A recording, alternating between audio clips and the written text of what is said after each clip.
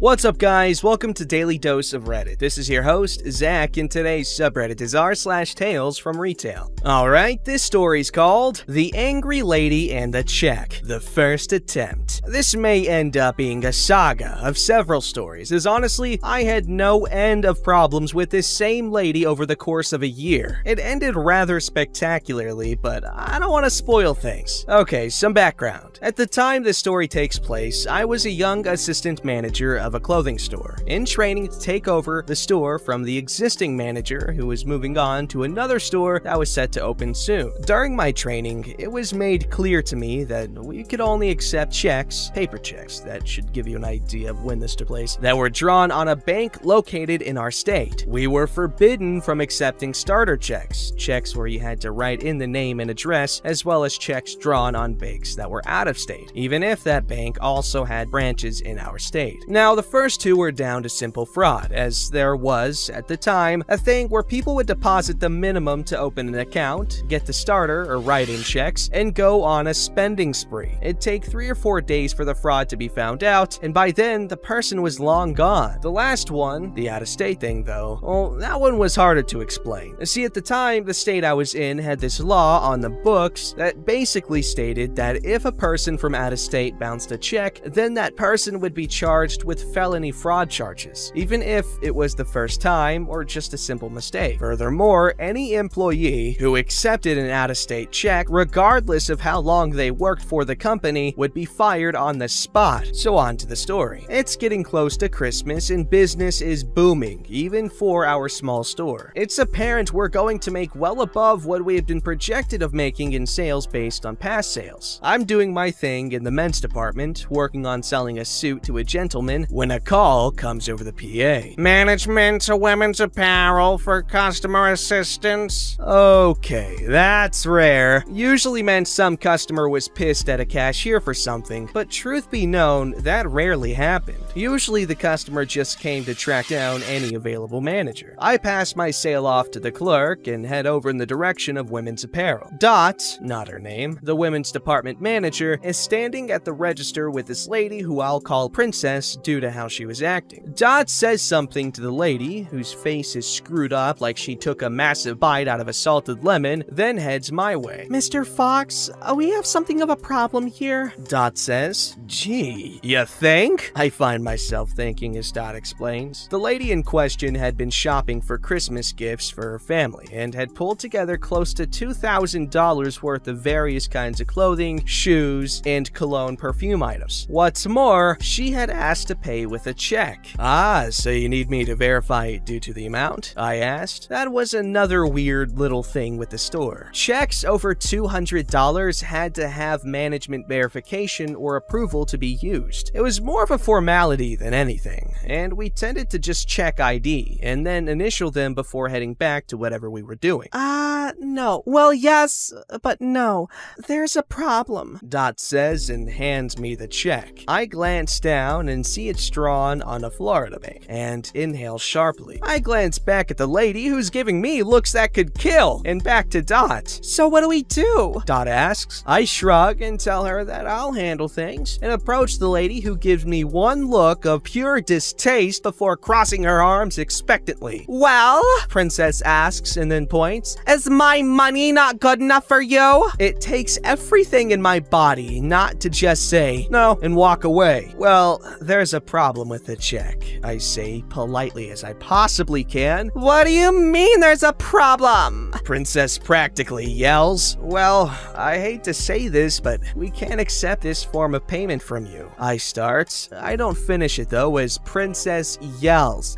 Why the hell not? She then starts interrupting me every time I try to explain before I get a good bit exasperated with her and say, would you please just listen to me for a moment? I'm trying to explain the issue to you. It's not just a company policy. This is based on state law. She looks ready to start in on another rant, and I take that pause as she draws in another breath to quickly explain. State law says that if I accept this, this and it fails to go through, regardless if it's just a communication error, your bank's closed the day they call for payments, or God forbid, it bounces, then a felony warrant for interstate fraud will be taken out on you, and you will be arrested and charged. The penalty for that being a fine of about $50,000 and a minimum of 5 years in state prison. Well, my money's good, she spits at me, figuratively, not literally. Be that as it may, I can't accept this, I say, standing my ground. Well, Wally World does, she retorts. They're able to instantly draw from the bank account. We don't have that system here. It doesn't hurt that they have stores in your home state, and we do not. Do you have any other method of paying? I ask, through mildly clenched teeth as she's getting on my nerves at this point. Princess just points at the check. That's it, so either take it or I'll take my business elsewhere. I'm done with her at this point and turn to Dot. Go ahead and put all that in the back. We'll put it back on the shelves in the morning, I say, and hand her the check back. From the shocked look on her face, it's apparent she didn't expect me to actually stand my ground. Dot proceeds to grab up the items, doing as I instructed, while I hand Princess her check back. She just stands there, looking like a fish out of water for a bit, and then heads outside. I figure she's leaving. I was wrong. Probably 20 minutes pass when in comes a couple of police officers. They head over to speak with Dot, who calls management back to her department. As I approach, I see that Princess is there, along with the officers. One of them approaches me and says that Princess had called them to report that I had stolen purchases she had made, taking them and putting them in the back after she had already paid for them. The officers wanted my side of the story, which I gave, within earshot of Princess. She ended up shooting herself in the foot about halfway through the officer talking to me as I was explaining the problem to him by screaming, "Tell him that he has to take my check! I want my purchases!" The officer promptly turns on her and asks her to repeat that, and she does, before he says, "I thought you said you'd already bought them." She blinks, realizing her mistake, but the damage is done. The cops are simply done with her. They instruct her to leave, making it very clear that everything I had previously said about the check was true, if oversimplified. She, however, refuses to leave, doubling down on the idea that she would force us to take her check. At this point, it's close to closing. I've got work to do, and this lady is giving me a pounding headache. I want her out of the store, pure and simple, so I opt to use one more thing from my arsenal. I turn to the officer and say, I don't want her in the store, and I don't want her ever coming back. The officer nods, understanding the wording here, and tells Princess in no uncertain terms that she's now trespassed from the store, and if she ever sets foot in again, she can and will be arrested. Princess eventually does leave, and the saga of dealing with her ends.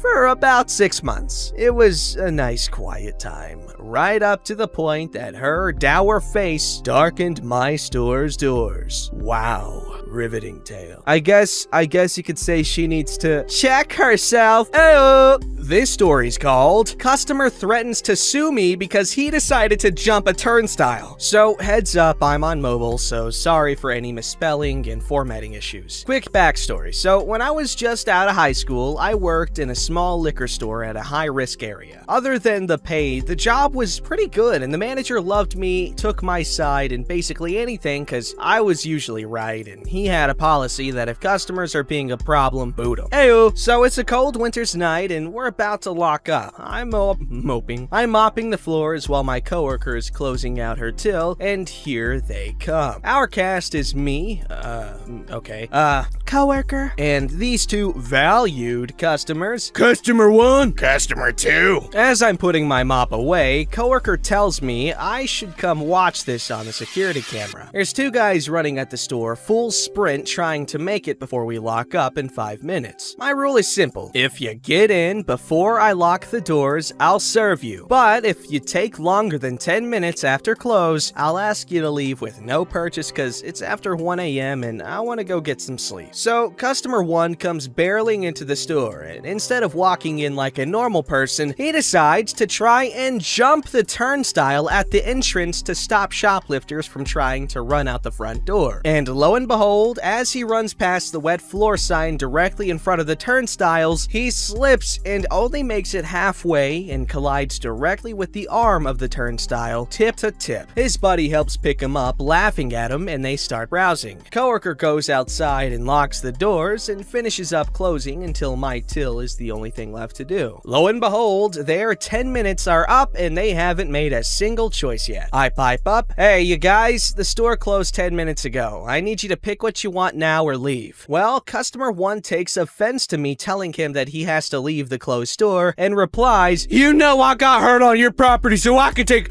however long I'd like, and you should be giving me everything if I want for at least half off, if not free, unless you want me to sue you." Him and customer 2 start laughing and walking around and joking about what they should help themselves to. Coworker looks at them like they are idiots and tells them they can get the hell out of the store right now or she will call the police and have them removed. Well, once again, customers 1 and 2 don't like being told what to do and walk up to the counter snickering and ask how we would like going to court. I look at them, tired, and tell them that right now they have 2 choices. 1, they buy something and leave now, or we call the police. Coworker already has the phone all ready to go, and that we don't care if they sue us because we don't own the store and his injury was self-inflicted. He ignored the wet floor sign and tried to jump the turnstile when he could just walk through. "Well, can I at least get a discount?" Customer 2 at this point realizes that we are pissed as he grabs the closest 12-pack and says, "Okay, we'll get this and leave." So here we are 20 to 30 minutes after closing and finally get to go home. Those 2 never did bother to come back or sue us, but I still made sure my manager got all the footage ready just in case. What buffoons! Who did they think they were, jumping a turnstile?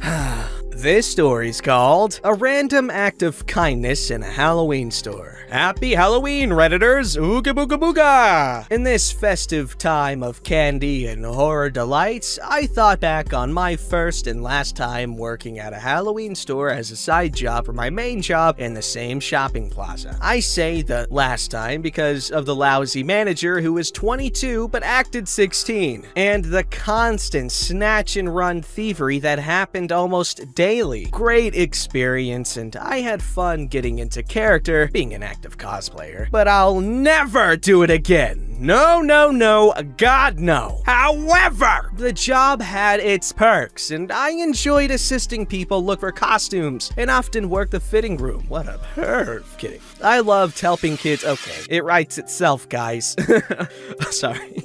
I loved helping kids with their costumes if something didn't fit right or something was backwards before they checked out the mirror and got feedback from their parents. I didn't expect to love that part of the job so much since I was never very good with kids, but I remembered how much I loved the holiday at that age. They were so cute, and my heart nearly exploded helping this little girl tie a ninja costume because it was her first time trick-or-treating. Anyway, I finished my 9 a.m. to 2 p.m. shift at my retail job and jogged across the parking lot to the Halloween store, changed into the company shirt, and got to work. I was asked to work the fitting station and help this woman with her grandkids. While the kids changed, I chatted with the grandma. She asked me how I liked working there. I was honest and said it was fun and how I liked helping the kids the most. My stomach had been growling since before I started my shift. I only had a bagel all day, and the lady heard it. She said she hoped I had a break soon so I could eat. I told her since I worked part-time at my main job and immediately came here part-time, I wouldn't be able to eat until my shift ended around 6 p.m. But I did have a payday bar I was nibbling on and off. Her grandkids loved their costumes. I think the boy was Link from one of the Zelda games, and the girl was a zombie cheerleader. And the grandma said she'd get the costumes. She asked where the makeup and face paint was, and I showed her. It was slow in the store, so I offered to put the costumes back in the packages before they checked them out. While I did that, the grandma grandma handed me a $20 bill. I looked at her when she said, "Get yourself some food, baby. You're a very sweet girl." Of course, I politely refused and told her we didn't do tips at this store. She winked and told me, "It's not a tip, I'm just paying for your lunch." I was always a giving person growing up. Gave my snacks to friends, gave money if I had little to spare, gave food to my coworkers when I cooked and baked something at home. For me, to be given something out of the goodness of someone else's heart, that almost never happened to me. So I was really taken aback. I wanted to cry and thank the grandma for her kindness. My main paycheck just barely covered my bills, leaving me with just enough for Uber fare to get to work and home, and a little extra for food. But my last paycheck was lighter than usual, worked 15 hours instead of my usual 18 to 22, so I didn't have much. My faith in humanity was strengthened that day. Little acts of kindness, people. Never stop showing them. You never know how someone's day is going. Your little act of kindness might be the best part of someone's otherwise crappy day. Have a safe and fun Halloween. Focus more on sharing, not scaring. Wow, I wish I read this a little while ago,